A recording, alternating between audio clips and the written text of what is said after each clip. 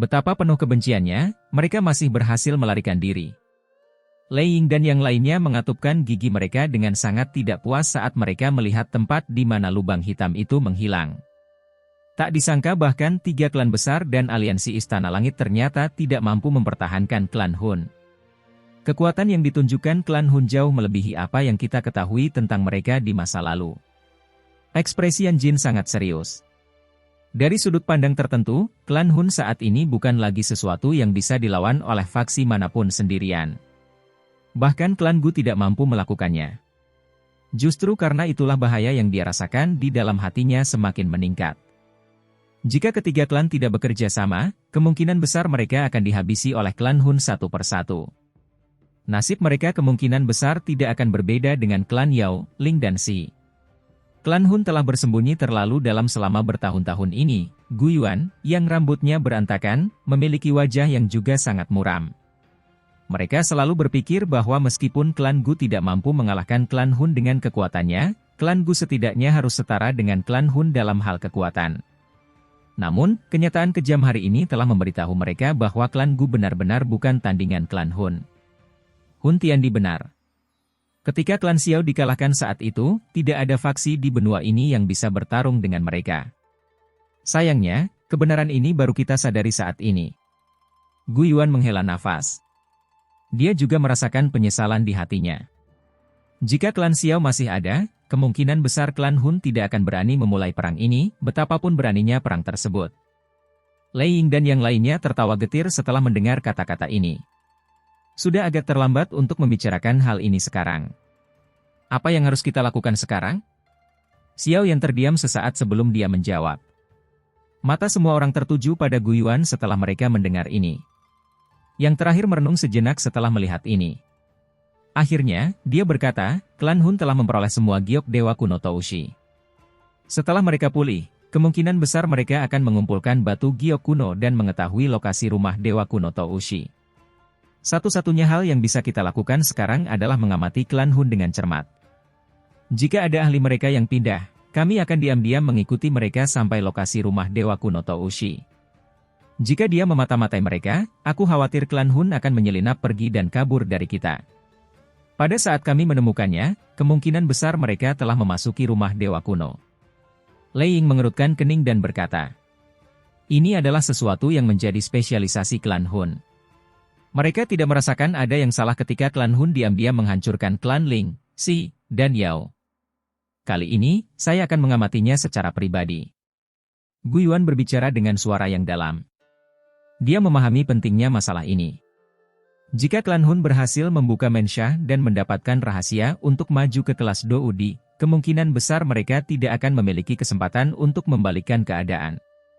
Di mata Doudi yang asli, apa yang disebut pasukan aliansi akan tampak sangat tidak berarti.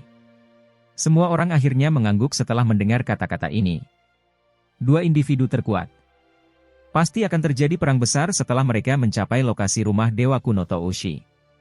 Kali ini, meski kita bertarung sampai banyak yang mati, kita tidak boleh membiarkan klan Hun melakukan apa yang mereka mau. Ekspresi Gu Yuan serius saat dia berbicara. Semua orang mengangguk setuju. Mereka mengerti bahwa jika mereka gagal dalam pertempuran di Menshan ini, nasib mereka akan sama dengan 3 klan lainnya. Untuk mempertahankan garis keturunan klan mereka harus bertarung sampai mati terlepas dari harga mahal yang harus mereka bayar. Pemenangnya bertahan sementara yang kalah mati. Tentara tetap berada di aliansi Istana Langit selama periode waktu ini dan mengamati dengan ketat tindakan klan Hun. Selain itu, saya merasa bahwa kita harus mengambil kesempatan dalam periode waktu ini untuk menghancurkan lokasi semua aula jiwa yang bertindak sebagai cakar klan Hun di dataran tengah. Xiao Yan membuka mulutnya dan berkata setelah mengambil keputusan. Aula jiwa ya? Mungkin ini saatnya untuk menghancurkan tumor ini sepenuhnya. Lei Ying dan yang lainnya merenung sejenak setelah mendengar ini. Kilatan tajam melintas di mata mereka. Mereka sangat menyadari tindakan aula jiwa selama tahun-tahun ini. Faksi ini telah mengumpulkan jiwa-jiwa dari berbagai tempat. Dari kelihatannya sekarang, nampaknya kebangkitan generasi tua ahli klan Hun seperti Hun Yuantian, yang seharusnya sudah lama meninggal, ada hubungannya dengan hal ini. Kalau begitu, mari kita suruh pasukan aliansi ini berkemah di aliansi Istana Langit. Tempat itu berdiri di dataran tengah dan kami akan dapat memantau setiap tindakan klan Hun. Gu Yuan tidak keberatan. Tetap berada di dataran tengah akan memudahkan pemantauan klan Hun. Xiao Yan tersenyum dan mengangguk. Setelah itu, dia menoleh ke arah Yao Lao dan berkata, "Guru, saya akan menyerahkan urusan tentara kepada Anda." "Haha, santai saja. Aliansi ini mungkin kurang dalam banyak hal, namun kita mempunyai banyak ruang. Seharusnya tidak menjadi masalah bagi orang-orang ini untuk tinggal di sana." Yao Lao membelai janggutnya dan tertawa. "Selain itu, posisi ketua aliansi Istana Langit telah dialihkan kepadamu sebelum tentara berangkat. Anda paling cocok dari saya untuk mengambil posisi ini sekarang." Xiao Yan terkejut. Dia melihat senyuman di wajah Yao Lao dan mengangguk tak berdaya. Saat ini, aliansi tersebut menjadi lebih kuat. Hal ini memang membutuhkan pemimpin aliansi yang kuat. Yao Lao mungkin memiliki reputasi yang diperlukan tetapi dia sedikit kurang dalam hal kekuatan. Mengizinkan Xiao Yan untuk mengambil posisi tersebut kemungkinan akan semakin menstabilkan aliansi. Xiao Yan sekali lagi meninggalkan beberapa instruksi kepada Yao Lao dan yang lainnya sebelum dia tiba-tiba menoleh untuk melihat Cai Lin dan Sun Er. Dia dengan lembut berkata, "Kalian berdua harus mengikutiku." Xiao Yan bergegas menuju gunung yang jauh setelah kata-katanya terdengar. Cai Lin dan Sun Er juga memahaminya setelah melihat ini. Wajah mereka menjadi sedikit memerah. Mereka mengepalkan tangan mereka erat-erat. Hati mereka, yang tidak menunjukkan rasa takut saat menghadapi pasukan besar, sebenarnya mulai merasa sedikit cemas. Kedua wanita itu dengan cepat saling melirik seolah-olah mereka sedang menyemangati satu sama lain. Setelah itu, mereka mengatupkan gigi peraknya dengan lembut dan mengikuti. Sosok Xiao Yan mendarat di sebuah gunung di kejauhan. Beberapa ahli dari aliansi di gunung dengan cepat berdiri setelah mereka melihat kedatangannya. Mereka membungkuk dan menyambutnya. Rasa hormat dan ketakutan memenuhi wajah mereka. "Ketua aliansi, saya telah menyusahkan semua orang." Xiao Yan melambaikan tangannya dan dengan cepat berjalan menuju Xiao Shan yang dijaga oleh semua orang. Dia membungkuk hormat dan dengan lembut bertanya, "Ayah, apakah kamu baik-baik saja?" Xiao Shan memandang pemuda yang agak kurus di depannya, yang tangannya sepertinya memiliki kekuatan untuk melawan surga. Matanya sekali lagi menjadi lembab. Kebanggaan dan kelegaan memenuhi hatinya. Meskipun dia berada sangat jauh sebelumnya, dia juga telah dengan jelas melihat guncangan bumi seperti pertempuran besar sebelumnya. Kekuatan mengerikan yang ditunjukkan Xiao Yan selama pertempuran besar telah membuatnya bersemangat dan senang. Selama tahun-tahun yang dia habiskan di klan Hun, dia dengan jelas memahami betapa menakutkannya klan Hun. Namun, bahkan lawan yang menakutkan seperti itu tampaknya telah mengalami kerusakan serius di tangan putra bungsunya ini. "Yan kamu sudah dewasa." Tangan kasar Xiao Shan yang besar menepuk bahu Xiao Yan. Dahulu kala, ketika semua orang berpikir bahwa mantan jenius klan Xiao ini akan menjadi tidak berguna sama sekali, hanya saja dia dengan keras kepala percaya bahwa pemuda itu suatu hari nanti akan terbang ke langit. Beberapa dekade kemudian, pemuda tak berguna di kota Wutang saat itu, telah berdiri di puncak benua ini dan mengabaikan semua yang ada di dalamnya. Xiao Yan tanpa sadar merasakan sakit hati saat melihat wajah Xiao Shan yang jauh lebih tua. Dia dengan paksa tersenyum dan perlahan-lahan memindahkan tubuhnya ke samping. Dua sosok cantik, yang menyebabkan segala sesuatu di dunia menjadi pucat jika dibandingkan, terungkap di belakangnya. "Paman Xiao, apakah kamu masih ingat Sun Er?" Wajah Sun Er sedikit memerah saat dia membungkuk dengan anggun dan berbisik. "Sun Er." Xiao Shan terkejut. Dia memandangi wanita cantik seperti peri di depannya. Akhirnya, dia teringat akan wanita muda paling cemerlang dan misterius dari klan Xiao saat itu. Kegembiraan segera muncul di wajahnya. Menurut pendapatnya, ini adalah menantu perempuan yang paling memuaskan saat itu. Namun, status yang terakhir membuatnya mengerti bahwa itu hanyalah angan-angannya saja. Dia bahkan sering memukul kepala Xiao Yan karena hal ini, menyuruhnya untuk tidak terlalu dekat dengan Sun Er. "Hehe, ayah, Sun Er saat ini adalah anggota klan Xiao kami." Xiao Yan mendekati Xiao Shan dan berkata sambil tertawa. "Teman baik, kamu benar-benar tidak mengecewakan ayahmu." Wajah tua Xiao Zhan menunjukkan kegembiraan yang luar biasa setelah mendengar ini. Telapak tangannya menampar punggung Xiao Yan. Wajah Sun Er memerah karena malu setelah mendengar percakapan keduanya. Wajahnya cemerlang dan memikat. Siapa ini? Xiao Zhan bahagia sesaat sebelum matanya tiba-tiba menatap Cailin di samping. Yang terakhir diam-diam berdiri di salah satu sudut dengan penampilan yang mempesona dan menggoda. Namun, wajah cantik aslinya yang dingin menjadi lebih tenang dan lembut. Hal ini menyebabkan Xiao Yan menjadi sedikit terkejut. Batuk, ini juga menantu perempuanmu, Cailin. Ekspresi Xiao Yan sedikit tidak wajar. Dia terbatuk-batuk dan berbicara dengan suara rendah. Wajah Xiao Zhan sedikit berkedut. Dia diam-diam mengacungkan jempol pada Xiao Yan. Ayah, kamu seharusnya juga pernah mendengar tentang Cailin. Dia memiliki nama lain yang disebut Ratu Medusa. Xiao Yan tertawa. Ratu Medusa. Pikiran Xiao Zhan sedikit bergetar mendengar nama yang dulu sangat dikenalnya ini. Meskipun saat ini dia telah bertemu banyak ahli, hatinya masih memiliki rasa ngeri terhadap Ratu Medusa ini, yang reputasinya terkenal di seluruh kekaisaran Jiama saat itu. Bagaimanapun, ini adalah nama yang tidak berani disebutkan oleh siapapun di kekaisaran Jiama saat itu. Namun, dia tidak menyangka bahwa Ratu Medusa ini, yang telah menakuti seluruh kekaisaran Jiama dan beberapa kerajaan tetangga, sebenarnya juga akan menjadi menantu perempuannya. Paman Xiao, itu semua hanya masa lalu. Kamu bisa memanggilku Cailin. Cailin tersenyum manis. Dia segera menatap Xiao Yan dengan dingin dan diam-diam memperingatkannya untuk tidak membicarakan masalah itu di masa lalu. Xiao Yan tanpa sadar tersenyum menghadapi peringatan Cailin. Setelah itu, dia melihat ke arah Xiao Zhan dan sambil tersenyum berkata, Ayah, ayo kita kembali ke aliansi Istana Langit dulu. Cucumu juga menunggumu di sana.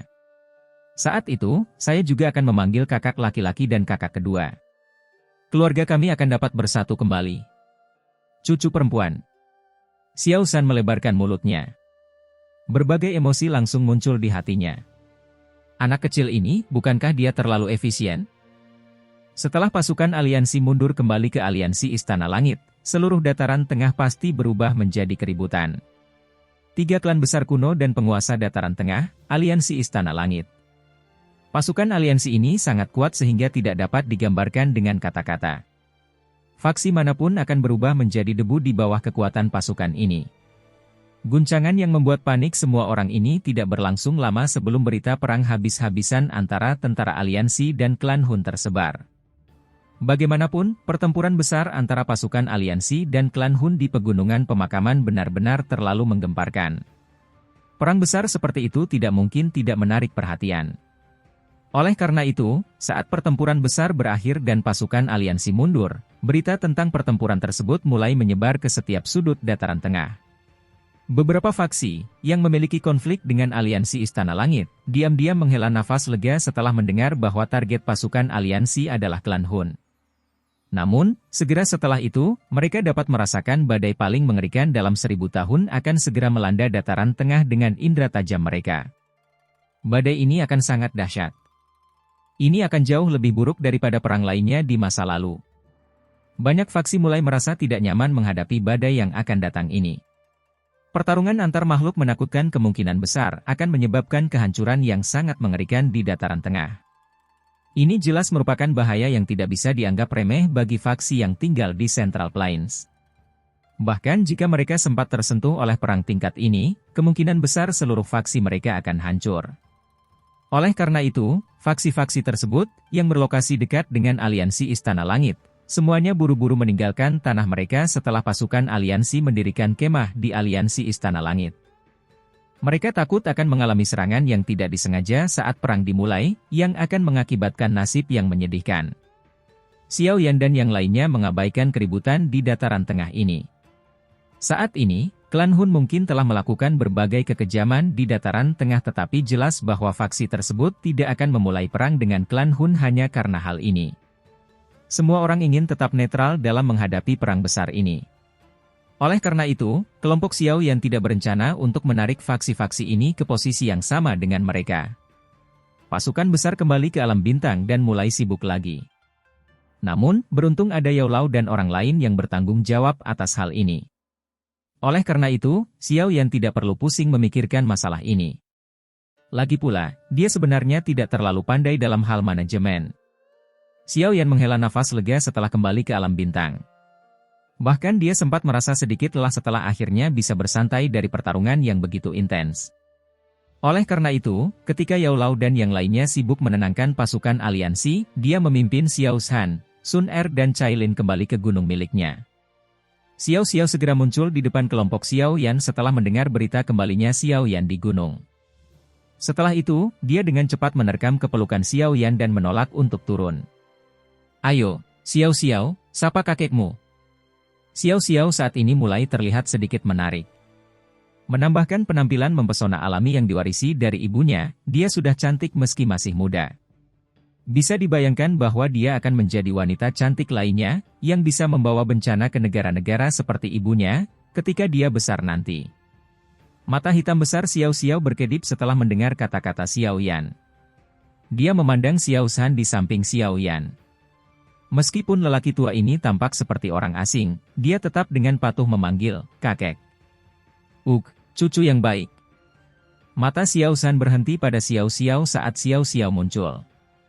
Wajah tuanya sebenarnya sedikit memerah karena kegembiraannya. Wajah tua keriput itu tersenyum cerah setelah mendengar Xiao Xiao dengan patuh menyambutnya. Bahkan matanya menjadi sipit saat dia tertawa dan menjawab dengan tergesa-gesa. Xiao yang tersenyum tak berdaya setelah melihat wajah Xiao Shan bahkan lebih bersemangat dibandingkan saat mereka bertemu sebelumnya. Orang-orang tua tampaknya sangat menyukai anak-anak kecil. Lagi pula, dari cara mereka melihatnya, kelanjutan garis keturunan mereka adalah hal terpenting dalam sebuah klan. "Ayo, kakek akan memelukmu." Xiao Shan tersenyum dan mengulurkan tangannya dan dengan paksa memeluk Xiao Xiao dari pelukan Xiao Yan. Wajah tua yang ditutupi janggutnya terus menyentuh wajah kecil Xiao Xiao, menyebabkan wajah kecil Xiao Xiao menunjukkan ekspresi pahit, jenggot, sakit. Haha, Xiao Shan tanpa sadar tertawa terbahak-bahak saat melihat ini. Air mata bahkan mulai jatuh karena tawanya. Selama beberapa dekade dia dipenjara oleh klan Hun, dia pada dasarnya jatuh dalam keputusasaan. Setelah menyaksikan kekuatan klan Hun, sangat sulit baginya untuk membayangkan melarikan diri dari tangan mereka. Kadang-kadang, dia bahkan berharap Xiao Yan tidak pergi dan menyelamatkannya. Ini karena terlalu berbahaya melakukan hal itu. Namun, ketika kenyataan dihadapkan di hadapannya, Xiao Shan menjadi sadar bahwa meskipun dia selalu menaruh kepercayaan besar pada Xiao Yan, dia masih meremehkan kemampuan putranya ini. Kegembiraan keluarga seperti ini benar-benar hal terbaik di dunia bagi Xiao Shan, yang pernah berakhir dalam keputusasaan. Xiao Yan mengepalkan tangannya erat-erat setelah melihat penampilan Xiao Shan. Cailin dan Sun Er di sampingnya tanpa sadar matanya memerah. "Ayah, ayo kita pergi dan istirahat dulu. Secara kebetulan, saya bebas selama periode waktu ini. Aku akan membantumu menjaga kesehatanmu." Xiao Yan tersenyum. Setelah itu, dia berbalik ke arah Cailin dan berkata, "Kirim seseorang kembali ke Kekaisaran Jiama dan bawa saudara-saudaraku kemari. Beritahu mereka, ayah sedang menunggu mereka." Cailin mengangguk lembut sebelum berbalik dan pergi. Xiao Yan dengan lembut menghela napas saat dia melihat sosok cantik Cailin menjadi jauh. Dia bergumam pada dirinya sendiri di dalam hatinya, "Kakak laki-laki, saudara laki-laki kedua, aku akhirnya melakukan apa yang aku janjikan pada kalian berdua." Hari-hari setelah pertempuran besar berlangsung sangat damai. Pasukan aliansi yang berkemah di aliansi Istana Langit tidak sering berpindah. Namun, atmosfer yang akan segera terjadi badai ini tidak melemah sebagai akibatnya. Sebaliknya, itu menjadi lebih padat. Semua orang sadar bahwa ini akan menjadi pertarungan yang menentukan antara dua pihak yang luar biasa. Pertempuran besar yang mengguncang di pegunungan pemakaman langit telah mengakibatkan kedua belah pihak menderita sejumlah kerugian. Oleh karena itu, mereka sedikit diam selama periode waktu ini. Kedua belah pihak menggunakan waktu terbatas ini untuk segera memulihkan energi mereka dan mempersiapkan serangan habis-habisan. Saat tentara sedang memulihkan diri, eselon atas tentara aliansi tidak punya waktu untuk melakukannya. Guiyuan telah menemukan tempat untuk mundur saat tentara tiba di pavilion bintang jatuh. Semua orang tahu bahwa dia secara pribadi memantau klan Hun. Dengan pengawasannya terhadap pihak lain, aktivitas apapun yang terjadi di alam Hun akan segera diketahui olehnya. Namun kegiatan tersebut tidak muncul pada kurun waktu tersebut. Seolah-olah klan Hun menjadi sangat tenang setelah mendapatkan batu giok kuno. Beberapa hari berlalu dalam sekejap mata ketika kebuntuan ini terus berlanjut. Setelah pasukan aliansi beristirahat, mereka akhirnya memulai tindakan selanjutnya. Kali ini, target mereka adalah klan Hun. Individu-individu kuat dari berbagai tempat secara teratur dibagi menjadi banyak kelompok yang terbang keluar dari alam bintang. Setelah itu, mereka memulai pencarian seperti karpet dari aliansi Istana Langit dalam upaya mencari aula cabang aula jiwa. Dalam menghadapi pencarian yang sangat mendetail ini, aula cabang aula jiwa semuanya terekspos satu demi satu. Namun, setelah pasukan aliansi menyerbu ke aula cabang ini, mereka menemukan bahwa di dalamnya benar-benar kosong. Hanya sedikit aula cabang yang masih memiliki beberapa ahli dari aula jiwa yang menjaganya. Namun, perlindungan semacam ini tidak dapat menimbulkan hambatan apapun terhadap pasukan aliansi. Di bawah pencarian yang sangat kuat oleh pasukan aliansi, semua aula cabang aula jiwa di dataran tengah telah diubah menjadi gurun. Bahkan balai langit dan bumi yang paling penting telah dihancurkan oleh pasukan aliansi yang kuat. Mulai saat ini, aula jiwa, yang pernah terkenal di seluruh dataran tengah, dengan mudah dihilangkan darinya. Bagian luar hanya bisa terkejut saat aula jiwa dihancurkan dengan mudah. Penguasa dataran tengah sebelumnya sebenarnya tampak sangat lemah dalam menghadapi penindasan aliansi. Namun, Xiao Yan dan yang lainnya juga mengerutkan kening sementara masyarakat terkejut. Dari kelihatannya, terlihat jelas bahwa klan Hun telah memperkirakan hal ini dan telah menarik aula jiwa dari tempat itu. Yang paling penting, esensi spiritual yang disimpan di aula cabang tersebut juga telah dipindahkan oleh aula jiwa. Tindakan yang diambil oleh klan Hun bisa dianggap tegas. Mereka tahu bahwa pada dasarnya tidak mungkin melindungi aula jiwa di hadapan pasukan aliansi. Kalau begitu, mereka sebaiknya menyerahkannya kepada aliansi. Bagaimanapun, aula jiwa dapat dikatakan telah mencapai tujuannya. Tidak masalah meskipun itu dihancurkan. Begitu rencana mereka berhasil, mereka akan dapat dengan cepat membangun beberapa aula jiwa. Saat itu, seluruh benua akan berada di bawah kendali mereka. Setelah kehancuran aula jiwa, pasukan aliansi hanya bisa mundur sekali lagi. Setelah itu, mereka ditempatkan di luar alam Hun di depan banyak mata untuk mempersiapkan segala aktivitas yang berpotensi muncul. Selama periode waktu ini, Xiao Ding dan Xiao Li juga telah melakukan perjalanan melalui lubang cacing yang telah disiapkan. Mereka langsung tiba di alam bintang dari bagian barat laut benua. Tentu saja ada adegan mengharukan ketika ayah dan anak bersatu kembali. Pemandangan itu menyebabkan mata banyak orang memerah dan hati mereka sakit. Siapa sangka kalau klan Xiao yang asli biasa tapi beruntung akhirnya terpisah karena kemunculan klan Hun entah dari mana. Setelah kedatangan kedua saudara laki-lakinya, Xiao Yan pun menikmati masa-masa kegembiraan dari reuni yang sudah lama tidak ia rasakan. Selain itu, dia juga menanyakan tentang masalah aliansian.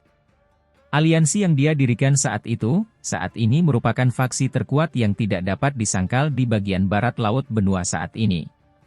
Namun, Xiao Yan tidak memiliki rencana untuk menggunakan kekuatan aliansian. Dari sudut pandang Central Plains, mereka hanya bisa dianggap sebagai faksi yang relatif kuat. Oleh karena itu, tidak ada gunanya memasukkannya ke dalam pasukan aliansi.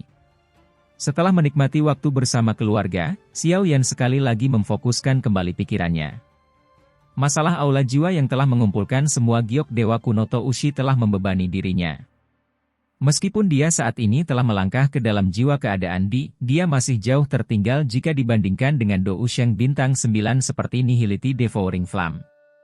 Oleh karena itu, sebelum klan Hun dapat menemukan gua dewa kuno Toushi, dia harus meningkatkan kekuatannya secepat mungkin. Dengan cara ini, itu akan memungkinkan dia untuk memiliki beberapa kartu truf tambahan ketika menghadapi lawan seperti Nihility Devouring Flame. Namun, setelah mencapai levelnya, mencoba meningkatkan kekuatannya dalam waktu singkat jelas merupakan tugas yang sangat sulit. Oleh karena itu, Xiao Yan akhirnya memilih untuk menargetkan 9 petir emas misterius yang tersegel di dalam tubuh Yi kecil setelah merenung dalam waktu yang lama. Setelah jiwanya melangkah ke keadaan dia sudah memiliki kemampuan untuk menyempurnakan kekuatan ini, yang dulunya tidak berdaya dia lawan,